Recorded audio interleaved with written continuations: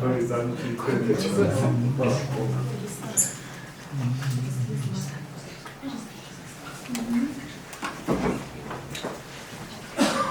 Dobar dan. Dobar dan vsem zbrani, ki ste prišli. Hvala za udeležbo. Beseda pa predajam kar predsedniku naselja. Dobar dan, hvala lepa za udeležbo. Vse veste, da živimo v izjemno zahtevnih časih in nas predstavljajo pred številne izzive in preizkušnje in da ljudje od politike upravičeno pričakujejo, da bo ponudila konkretne rešitve. Ne zgolj obljube, ne zgolj napovedi, ampak rešitve, iz katerih bo jasno izhajalo, kakšno bo njihovo življenje v prihodnosti in če kaj, potem se ljudje v teh težkih trenutkih zaslužijo predvsem predvidljivost. Predvidljivost je tisto, kar mora politika ponuditi. Imamo pa vlado, ki v zadnjih 10 mesecih nekako ni uspela. Ni uspela narediti tistega, kar je napovedovala, ni uspela narediti nekih bistvenih premikov, celo več, na številnih področjih smo nazadovali, na številnih področjih so se zgodile celo antireforme in vsak dan praktično lahko spremljamo posebne ukrepe revanšizma. Vsekakor to ne pelje v pravo smer in zdi se, da od slavno napovedanega leta reform ne bo veliko ostalo in da v napovedanem letu reform ne bo nekih resnih reform, ki bo Slovenija deležna. Žal. Neučinkovita vlada pa lahko v sami opoziciji zbudi tudi lažne pričakovanja in lažne občutke in sicer, da sama silovita kritika lahko stvari spremeni in da se bodo stvari same po sebi postavile na svoje mesto. Žal se ne bodo. Od odgovorne opozicije ljudje pravično pričakujejo predvsem alternativne rešitve. Kje in na kakšen način bi bila drugačna opozicija? Opozicija mora za vladno koalicijo tekmovati v boljših rešitvah, ne v kritizerstvu, ampak v tem, kakšno vizijo Slovenije predstavlja in kakšno Slovenijo si dejansko želi. In prav zato se bo Nova Slovenija to soboto zbrala na programski konferenci, kjer bomo predstavili naše rešitve tega našega žal propadajočega zdravstvenega sistema. Po našem predlogu želimo v središče končno postaviti pacienta, ker je bistven odmik od sedanje rešitve, ki v središče postavlja žal državni zdravstveni sistem. In z našimi rešitvami bo v središču pacient, za katerega je ključno samo to, kdaj in na kakšen način lahko pride do zdravnika, ki ga potrebuje in kdo to njegovo zdravljenje plača. Seveda po našem predlogu zavod oziroma zavarovalnica, ki vsak mesec plačuje prispevke. Seveda več pa o tem v soboto na programski konferenci, kamor vas tudi toplo vabim. Slovenska zgodovina je vedno dokazala, da kadarkoli smo potencirali razlike, smo kot družba nazadovali, trpeli in imeli številne probleme. Kadarkoli pa smo strnili naše vrste, se povezali, smo dosegli velike in neverjetne stvari. Zaradi tega nas v sedanjih okoliščinah ne bo rešilo potenciranje razlik, ampak iskanje skupnega imenovalca. V zadnjem obdobju se je veliko govorilo in vrtelo okrog interpelacije. Najprej v zvezi z predlagano interpelacijo Nove Slovenije zoper ministrico za kulturo. To, da nismo uspeli izbrati dovolj podpisov, nas je na nek način postavilo v okoliščino, da smo ponovno premislili v naši politiki. Zato smo se odločili, da našo pobudo proti preoblikujemo v pobudo za. Interpelacija je na nek način pobuda proti. Z priporočili vladi pa smo to našo pobudo preoblikovali v pobudo za. Vladi in pa seveda tudi parlamentarcem v obravnavo predlagamo 4 priporočila. Prvič, da se vendarle zaradi zgodovinskosti ustanovi samostojen muzej slovenske osamosvojitve. Drugič, da se v šolskih kurikulumih da večji poudarek na procesih osamosvajanja Slovenije. Tretjič, da se primerno usposobi tudi učitelje, ki poučujejo tovrstno tematiko. In četrtič, da se nenazadnje zagotovi tudi več proračunskega denarja za projekte krepitve vrednot slovenske osamosvojitve. Na takšen način ta pobuda postane za, ker se v parlamentu ne bo več obravnavalo, da smo proti neki osebi, da smo proti neki ministrici in bomo tudi sami parlamentarce prisilili k temu, da se opredeljujejo o konkretnih politikah. Ali so za to, da imamo samostojen muzej, ali so za to, da je v šolah več osamosvojitvenih tem. To so konkretne stvari, do katerih se bodo morali parlamentarci opredeljevati in na nek način s tem tudi sugerirati, kakšno stvar in kakšno smer si želijo v odnosu do izvršne veje oblasti. To je tisti bistveni premik, da ni poenostavljena zadeva zgolj odločanje o eni osebi, ker dosedanje interpelacije, še zlasti, ko je šlo za močno večino vladne koalicije, pa relativno trdno večino vladne koalicije, so se izkazale kot orodje, ki je predvsem okrepilo vladno koalicijo in še dodatno poudarilo njene napačne politike. In tega si v Novi Sloveniji vsekakor ne želimo. Zato bo Nova Slovenija tudi v prihodnosti delovala na konceptu za, zato nas v soboto čaka programska konferenca, zato smo predlagali vladi ta priporočila glede osamosvojitvenih tem, zato v teh tednih intenzivno delamo na usklajevanju ustavnih sprememb in zato bomo tudi v prihodnosti predlagali konkretne predloge za izboljšanje slovenskega poslovnega okolja, da se bo delo končno splačalo. Nova Slovenija ni stranka, ki ruši, Nova Slovenija želi graditi. In naloga odgovorne opozicije ni, da vlado konstantno in zgolj samo kritizira, ampak predvsem, da ji nastavlja ogledalo z boljšimi in konkretnimi rešitvami. In točno to bo delala Nova Slovenija tudi v prihodnosti. Politiko proti mora enostavno nadomestiti politika za. Nas konflikti ne zanimajo, zanimajo pa nas rešitve.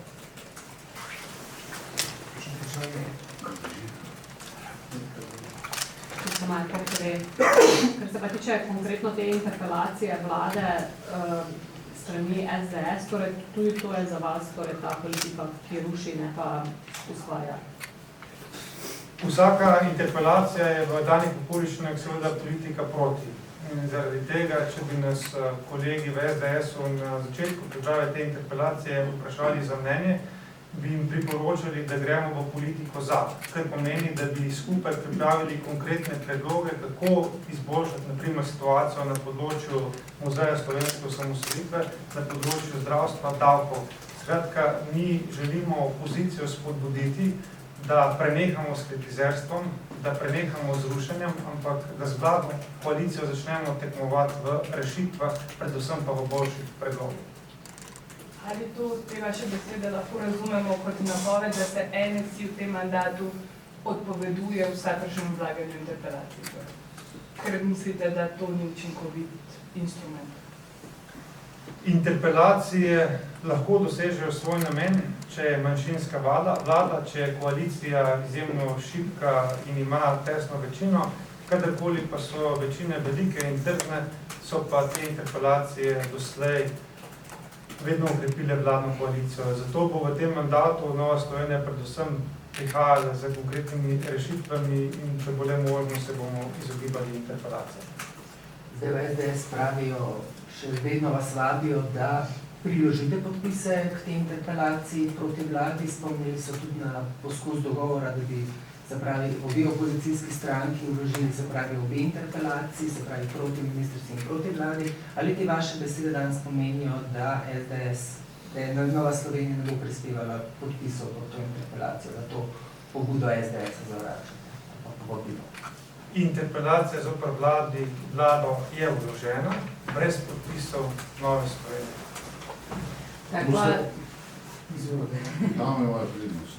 Hvala. Kaj pa to, če je kolega z večera poročal, da je v bistvu ta del o muzejih v interpelaciji SDS-a pravzaprav prekopirana, kako naj rečem, iz interpelacije, ki je Nova Slovenija pripravila zoper ministrico Astrovič.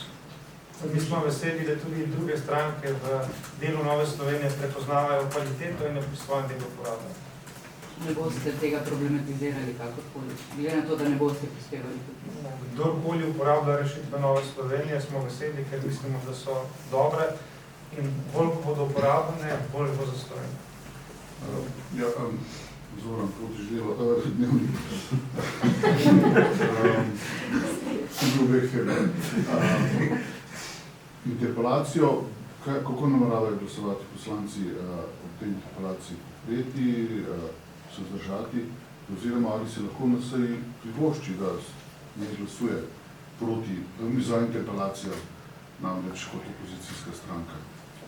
Še enkrat, interpelacija je vložena brez podpisov Nove Slovenije in bo obravnavana. Pri tej interpelaciji vladi ni predvideno nobeno glasovanje. V osnovi interpelaciji ni predlaganega nobenega sklepa. Torej, da sklepa ni, je zgovorno, prav tako pa ni predvideno, da bi se ta interpelacija preoblikovala v konstruktivno nezaupnico, kar pomeni, da bi na koncu prišli z nekim alternativnim kandidatom za predsednika vlade in poskušali zamenjati vlado. Torej, interpelacija, taka, kot je bila predlagana, bo zgolj razprava o delu vlade. In pri tej razpravi bo seveda Nova Slovenija sodelovala kot parlamentarna stranka in tudi opozorila na stran poti te vladne koalicije. Na področju osamosvojitve sem že prej v 4 točkah predlagal in povedal, kje v Novi Sloveniji vidimo rešitev in kje bodo naši konkretni predlogi. Prav tako na področju demografije. Seveda bomo pa mi v to razpravo vključili tudi področje še zdravstva in poslovnega okolja, ki se nam zdita zelo pomembna za samo prihodnost Slovenije. In zato bo to predvsem neka delna razprava o aktualnih stvareh. Kar pa si v Novi Sloveniji želimo, pa je tekmovanje v konceptih, tekmovanje v rešitvah. Kako pa razumete to, da vam v SDS pravzaprav niti niso ponudili sopodpis te interpelacije? Je to, razumete kot znak, da so morda končno prepoznali namige, ki jim zdaj jih dajete, recimo zadnje obdobje, recimo zadnje 2 meseca? Kako pa vi ocenjujete, da recimo niso dali podpisov za našo interpelacijo pred 10 dnevi, zdaj pa so jih pripravili? Vjasnite, zakaj? Glejte, zame se vse to zdi neko nesmiselno taktiziranje, ki pri sami rešitvi Slovenije ne bo v ničemer pripomoglo. In zato tudi mi pri teh stvarih ne želimo sodelovati. Kot sem dejal, zanimajo nas rešitve.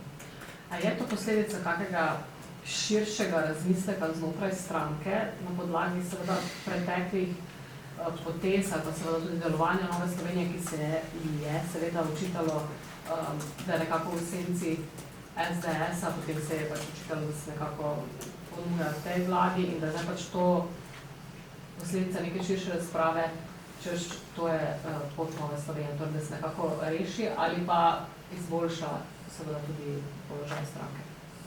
Absolutno. Vse veste, da po lanskem supervolilnem letu je Nova Slovenija organizirala več posvetov, več klauzur, kjer smo se resno poglobili v trenutno situacijo in se predvsem ukvarjali s tem, kako naj desna sredina v prihodnosti zmaguje. In te stvari, ki zdaj počnemo, so posledica teh naših razmislekov. In prvi razmislek je zagotovo ta, da se s kritizerstvom in rušenjem ne da zmagovati. Da pa se zmagovati s konkretnimi boljšimi predlogi. In to je prva poanta, ki jo mora desna sredina osvojiti, da nam rušenje in kritizerstvo ne bo pomagalo do novih zmag. Ko pa boste vztrajni v tem, recimo, ali vi pričakujete od vlade, oziroma ali boste poslali, oziroma od poslancev, da se razume, kar se tiče tistih priporočil, da jih se bodo sprejmejo. Kaj, če pač poslanci to ignorirajo? Glede, jaz od te vlade trenutno nimam nobenih velikih pričakovanj. Če bi bila ta vlada resnično tako sposobna, kot se je napovedovalo, potem bi teh prvih 10 mesecev vsekakor drugačno uporabili. Dejstvo pa je, da nekaj je v naši moči, so pa stvari, ki so izven naše moči. In to je, da jaz in Nova Slovenija je zadolžena predvsem za to, da ponudi predloge, rešitve.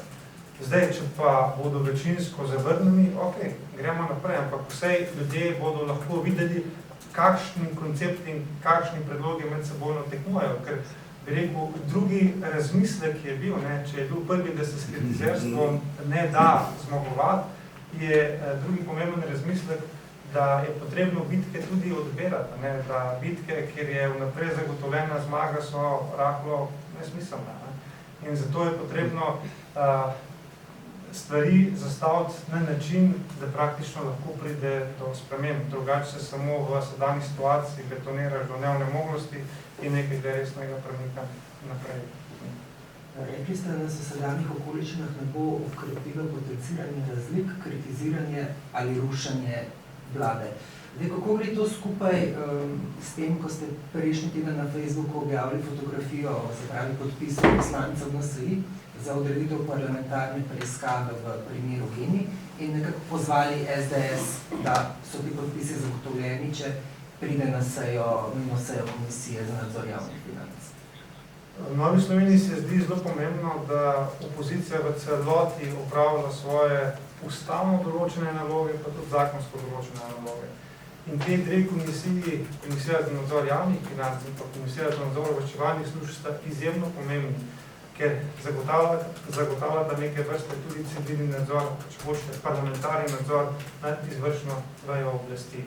In tukaj gre za nek širok diapazon nadzora, ne govorimo zgolj o nadzoru enega podjetja, v Komisiji za nadzor javnih financ praktično nadzirate vse javne finance, lahko nadzirate vsa državna podjetja in zato smo mi dejali, pejmo po vrsti, najprej vzpostavimo parlamentarni nadzor na celotnem področju, potem pa gremo lahko tudi na posamezne preiskovalne komisije. In jasno smo povedali, da ne bo kakšnega dvoma v zvezi z GEN-I-jem, Nova Slovenija preiskovalko podpira, podpise smo poslanci tudi že zbrali, zdaj pa bo ta preiskovalka ustanovljena, je pa v celoti odvisno od SDS. Se vam kaj odgovori na ta poziv?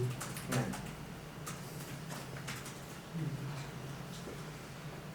V bistvu, zdaj smo rahlo zmedeni, zamerite mi. Istočasno vas poslušam, kako razlagate, da je treba biti konstruktiven, potem pa poveste, da ste pred 10 dnevi sami vložili interpelacijo, v kateri pa vam SDS ni pristopil. Kako gre to eno z drugim? Zelo enostavno. Jaz mislim, da to, da niso dali podpisov, so nam naredili veliko uslugo, ker so tudi nas kot opozicijsko stranko posebili k temu, da smo naredili ponovni razmislek. In sicer ta ponovni razmislek je preiti od politike proti v politiko za. Morda je bila tudi naša napačna ocena, ker smo verjeli, da je osamosvojitev tako pomembna stvar za Slovenke in Slovence, da to lahko praktično zatrese tla vsakemu ministru, ki s tako politiko pride. Očitno so ta prva dejanja kazala, da temu ni tako in temu smo se morali prilagoditi. In zato smo enostavno tudi mi naša dejanja ponovno premislili, postavili v nov kontekst in v okoliščinah, ko politika proti ne bi bila uspešna niti v parlamentu, je težko pričakovati, da bo uspešna tudi na nivoju celotne Slovenije. Veliko, da odpravimo to vašno zmedenost, na lastnih napakah se učimo. Minister za zdravje je pri interpelaciji petek povedal, da bo vlada vabila vse stranke v parlamentarne zdravstvene reforme, da sodelujejo. Ali je ta programska konferenca, ki imate v soboto, napoved, oziroma da ste pripravljeni sodelovati, oziroma ali je to v bistvu posredni dokaz, da si drugemu, Gibanje Svoboda, pa se dvigujete telefone, ker sem slišali petek, da nekdo čaka na telefonskih klic, ki ga ni. Zdravstvo je tako pomembna stvar, da je treba pač te politične kalkulacije ali pa politična preigravanja dati na strani in stvari resno urediti, stopiti skupaj in premakati naprej. In kljub temu, da se mi z vlado ne strinjamo, da je na številnih področjih tudi oporekamo njene politike, smo pa na področju zdravstva pripravljeni pomagati. In smo zadovoljni in veseli, da to roko tudi minister za zdravje sprejema. Ko je bil naš predstavnik nekajkrat povabljen tudi na ta strateški svet za zdravstvo, ki ga vodi gospod Brecelj. Tako da na nek način mi ohranjamo stik s tistim, kaj se pripravlja na vladni strani, ker pa želimo biti v polnosti transparentni, tako kot smo bili pri ustavnih spremembah, da ne bo kakšnih občutkov političnega preigravanja, izsiljevanja ali trgovanja, mi naše predloge in rešitve predstavimo naprej. Spomnili se boste, da smo 6 predlogov za ustavne spremembe predstavili naprej. Predstavili smo jih trenutni koaliciji, da na teh 6 področjih se je Nova Slovenija pripravljena pogovarjati o ustavnih spremembah, zaradi tega, ker sami vanje verjamemo in vemo, da so te stvari potrebne. Isto je na področju zdravstva. Na področju zdravstva bomo v soboto predstavili, kako mi vidimo, da je potrebno preurediti zdravstveni sistem in tam, kjer se bo vzpostavila presečna množica za vladno koalicijo, tam seveda lahko tudi računajo na našo podporo. Tam, kjer ne, bomo mi poskušali seveda z amandmajem. Jaz bi vprašal še prejšnji teden je bil v Ljubljani shod iniciative Glas upokojencev Slovenije. Pri uvodu ste bili kritični do vlade in do nekaterih njenih potez. Mislite, da so ti shodi upravičeni ali imajo ti posamezniki, ki to pripravljajo mogoče kakšne druge namene, kot slišimo v javnosti kritike, zlorabljajo upokojence? Kaj mislite o tem? Del vsake demokracije je tudi, da ljudje lahko svobodno izražajo svojo voljo, svoje prepričanje, svoj glas. Tako da jaz v teh protestih ne vidim nobenih problemov in če ljudje in upokojenci čutijo, da morajo svoje nezadovoljstvo izraziti, pri teh stvarih tudi podpiram.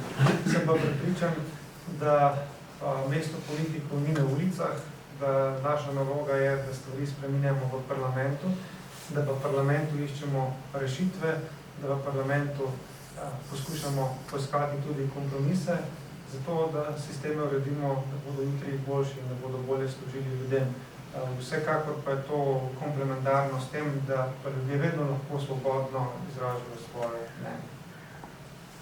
Samo morda še prej ste govorili o politiki proti, ki da je treba spremeniti politiko za, to je bila kar parola, Anžeta Logarja na predsedniških volitvah, ne vem, ključje, naučili kaj iz tega?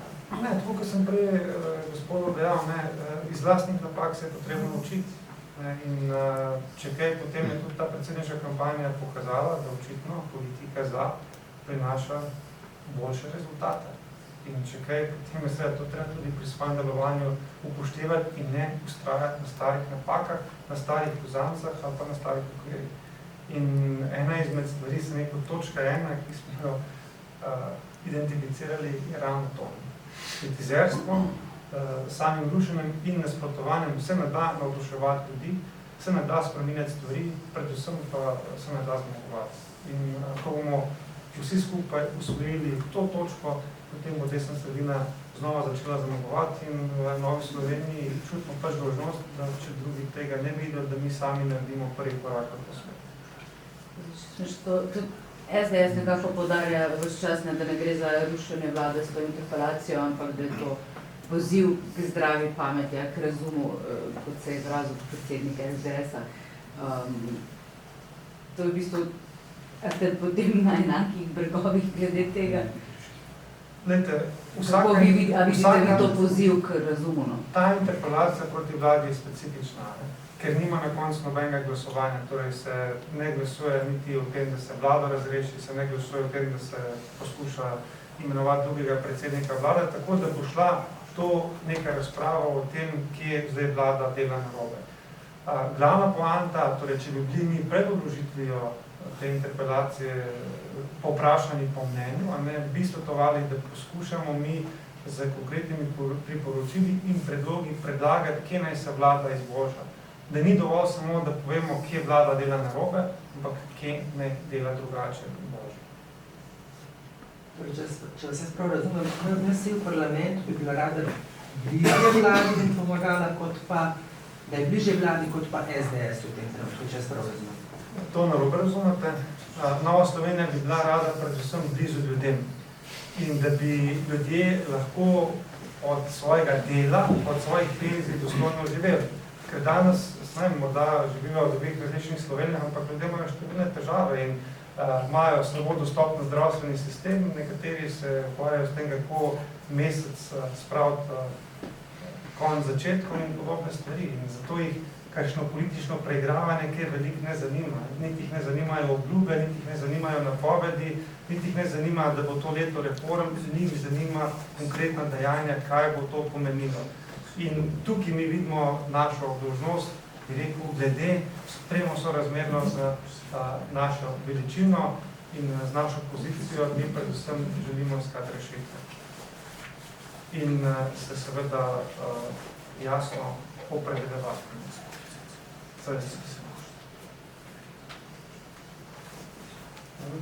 Hvala lepa, lep in prijeten dan.